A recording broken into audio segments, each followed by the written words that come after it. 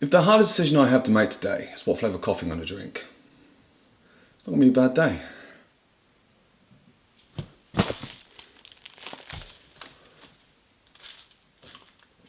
Chocolate, orange, truffle. Boom.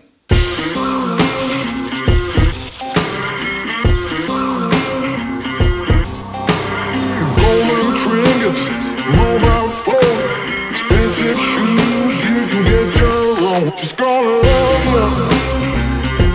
Yeah, I'm gonna love you. She's gonna love you. Yeah, I'm gonna love you. I'm gonna love you, babe. Cross my heart and hope to die.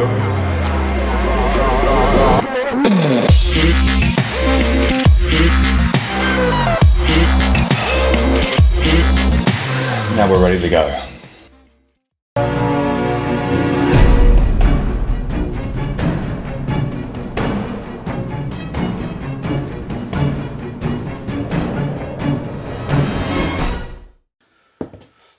Hey, and what's up everybody, and welcome back to Ben and Media and our brand new video.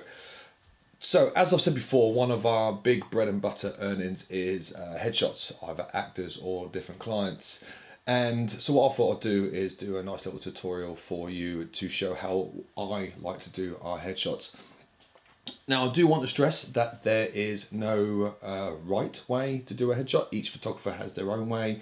And it just depends on your own type of style, but there are thousands and thousands of wrong ways of doing it. So please do not take what I say as gospel. It's just how I prefer my settings and how I prefer to do things.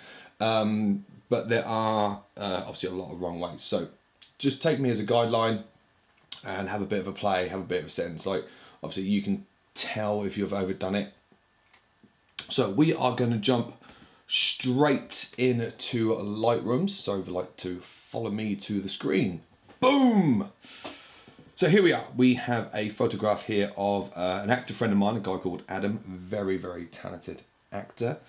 And one of the first things we're going to do is make sure it is cropped to the right level. A standard, industry standard level is 8x10. Anything bigger or smaller than that just doesn't seem, especially if they are actors and they're going to try to go into spotlight in the UK. But obviously other headshots and clients can vary, but a good 8x10 is a standard thing. So the first thing you want to do is to go into this little crop button here and just click on there, and you'll get this little grid system up. Now if you go where it says original, and you can go see the 8x10 or 4x5 and just clip it there, you see, and then you'll have the crop addition. And then you can go and move him up and down just like that. I like to have a little bit of space at the top of his head just there. And if you clip it again, it will come back to that particular size. One of the things you're going to have to remember when it comes to headshots is that you're not trying to overdo it with this. Your client, especially if it's an actor, they need to look like the photograph that they're putting forward for a role, and so on. So if they've got any like really big features like a scar or a mole, you're not trying to get rid of it. This is not a Photoshop portfolio shoot. This is a general headshot. So you just want to make subtle changes and little changes just to enhance the photograph itself. You're not trying to change the overall image. In portfolio shots, you might be doing a bit different. You might want to get rid of scars, anything that might look a little bit greasy or anything like that. And smoothing out skin, but this is not how you're trying to do it with a headshot. So next thing we'll do is that we are going to go over here to the right hand side. Now I don't like to do too much changes. Now you do have the auto button here. What that auto button does, if you just press it, Lightroom takes a look at the image itself and it gives you some examples, some settings, how it thinks would improve the image itself. To start off with, it's very, very good to give it a go, and then you can sit there and play around with how you want to do it. But if you're feeling confident, you might want to go straight into the settings itself. Now we did this shoot on a January afternoon, so it was quite a cold, cloudy day.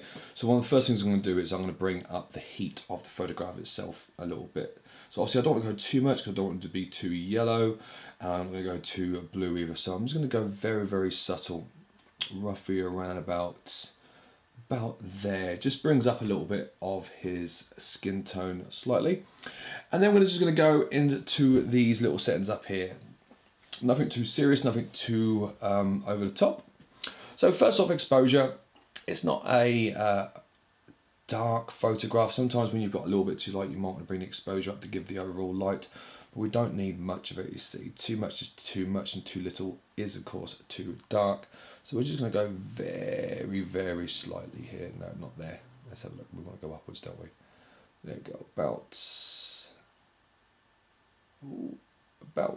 there is okay. That's probably a little bit too much. So I'm just going to click onto it and go into do about half that. That's perfect. Okay, again, back in the contrast. Now you can obviously play with it. What I generally do is I like to go a little bit too much, a little bit too little, and then I start adjusting it to see how it goes after that. Again, we don't need to do too much to him because he is quite a handsome boy. There we go, that's quite a nice little angle there. Highlights, we can go obviously a little bit down that way, and it's just generally trying to find your feet a little bit. Like, it doesn't necessarily have to be perfect straight away, but that's not too bad. And of course, once you've gone through the settings every now and then, like, you might want to need to go up a little bit and reassess your other settings as well. So obviously, once you have made your choice on where you want your settings, you obviously don't have to stick to it. If you feel that you want to go back and readjust slightly, you're more than welcome to do so. I bring the blacks, so it's a little bit too much. We want to go backwards a little bit. So, what about there is quite nice. So that's why I'm quite happy with the tone of the photograph straight away. As you can see, his skin colours coming a little bit more, sort of bring away with the white t-shirt and the grey with the wall behind him. I'm going to go to the next level down, so we're going to go to texture. So texture, it just brings a little bit of 3D to the photograph. Again, you don't want to do too much because it brings out the sort of, it looks just a little bit like, you know, when you're trying to get like a sun cream advert to see how much sun rays you've had. So you want to go a little bit further down, not by much. About there is perfect. Clarity, again, it just brings the lines out. So if you go too much, it just brings all the darks out, and if you go too little, it just smudges him out like he's a bit of an angel. Oh, that's sweet.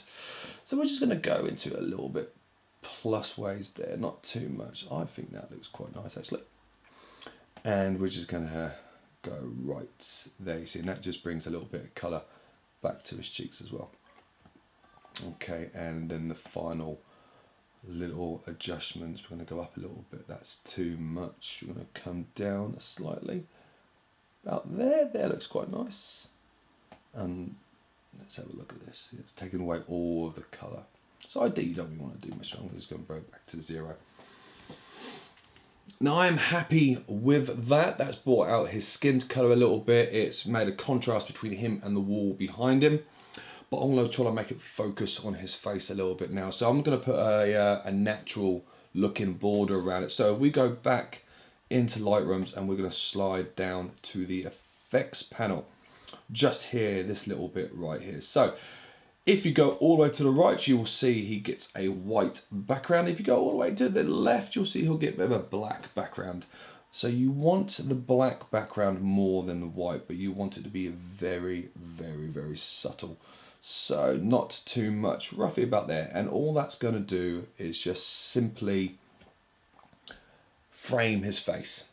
That's all it's doing. It's just giving a nice little frame. It pulls you in to his face a little bit, and that's what we're going to do there. And if you want to play around with the feathering on how rough it is going to be, you can just sort of play around with that a little bit. But you don't want to do too much. You don't want to make it obvious that it's there.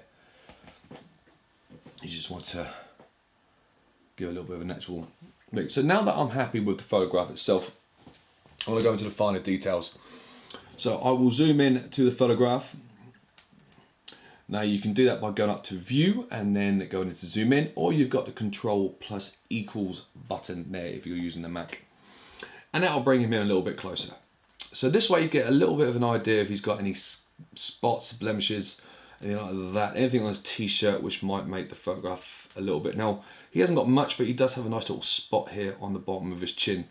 Now you can remove spots. Spots are okay. So how you will do that is you'll go up to this little icon here, which is a spot remover, and click on that.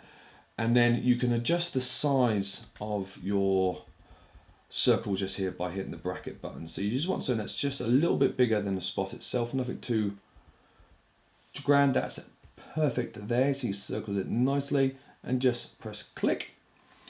Now what Lightroom is going to do, it's going to have a look around the image and see if it can find something that can slightly match it. As you can see, it's decided that that part of his lip is good enough, but you can move it around you like and have a bit of a play yourself. Well, I think that's quite nice. But just remember, what you are trying to do is that you're copying what's in the circle. So if you go up there, you can see I've got his lips in it now, so you don't really want that. So you just want to bring it back down there. Here we go. And you want to have a quick look how that looks. Just tap on there and you will see. Now I don't like that because it literally is a mirror image of that. So what I'm going to do is I'm going to click back on it. I'm going to go down to his neck a little bit. So about there, look. There we go. That's there. There we are. It's not too bad. So all it's doing is that it's just copying part of his neck, so it doesn't look too out of place just there. And the next thing I would like to do is that I just enhance the eyes. If he's smiling with his mouth open, I will probably enhance the teeth a little bit as well.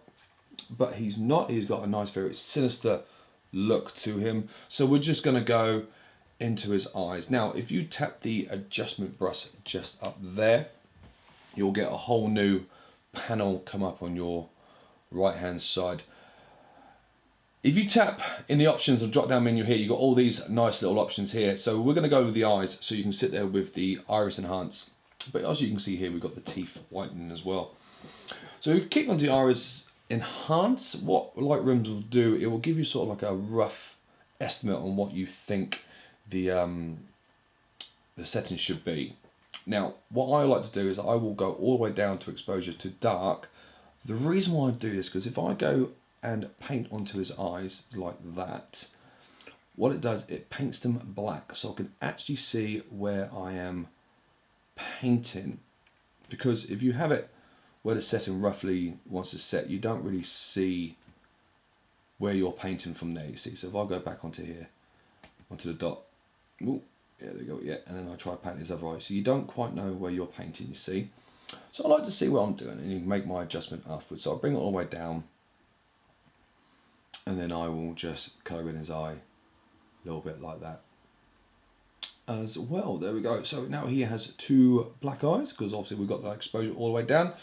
And then you just want to quickly play around with that. Again, you don't want to do too much to it. If you go too high, it goes all white, it looks like a white walker. And like you saw, if you go too low, it goes all black. So you just want to be a little bit adventurous with it, but not too much. Obviously Adam has very blue eyes, so we're just going to play around with it slightly about up there. That's quite a nice little setting to go for. And I'm quite happy where Lightroom has decided with the clarity and saturation with that. And then what we'll do is that we'll just quickly click out as well there. Right, I'm going to zoom out again and have a quick look at my photograph. Now, I quite like how that's come out. I think it's brought his skin tone out nicely. His eyes are popping a little bit. You can't see a spot anymore. And with my Y key, now, if I tap my Y key, I can sit there and I can get a side-by-side view of the before and after shots. Now, if Y is not your key, just go into your settings and find out what your master keys are. But I find it very, very useful, especially when I'm sort of editing a little bit with a lot of landscapes and portrait photographs to see what I've changed. But as you can see there, what we've done, we've brought the skin tone out. Now, to make life easier for yourself, what you can also do is when you're actually shooting your subject, try to be very aware, like you don't want them to stand too close to the wall, because obviously then the wall will be in focus. So if you are shooting against the wall, bring them out a little bit, so that way it's a slight little blur. Of course, if you only got the option to shoot against the wall, that's fine. Just play with your camera settings to see if you can adjust adjust them, or it just means a little bit more work inside Lightrooms or even Photoshop, just to sort of blur out the background a little bit, which I have done, and maybe I can do a tutorial at a later date, just in case those are your options. But yeah, to try to limit your time in the editing department. And once you've satisfied with that, you can send it off to your client, and if they're happy with it, 2 thumbs up, fantastic 5-star reviews all round. If not, you can do a couple more changes to it. But yeah, that's all pretty good. So that is that. That is how I liked to do my headshots. Some are easier than others. That was quite a nice little easy one to start me off with, pretty much. Some of them could be more difficult, especially when you got like longer hair and it flops around a little bit in the wind and conditions. So moving on from there, I hope that if you are a photographer and you're looking to do actors headshots, you've learned a little bit and something that you can take away from this, because that's the important thing, to learn and something to take away, something that you can grow with. If you've enjoyed it, fantastic. Give me a thumbs up, write a comment down below to see if there's anything that you can send me, anything you got advice for, any comments whatsoever. I'll be more than happy to read them and look forward to seeing them. And then hit the subscribe button and the bell so you can stay up to date with every single thing that we are up to here. But for now, I'm going to let this coffee kick in. And ladies and gentlemen, boys and girls, thank you so much. Mwah. It's been an absolute pleasure having you here again today. Good night, good day, good morning.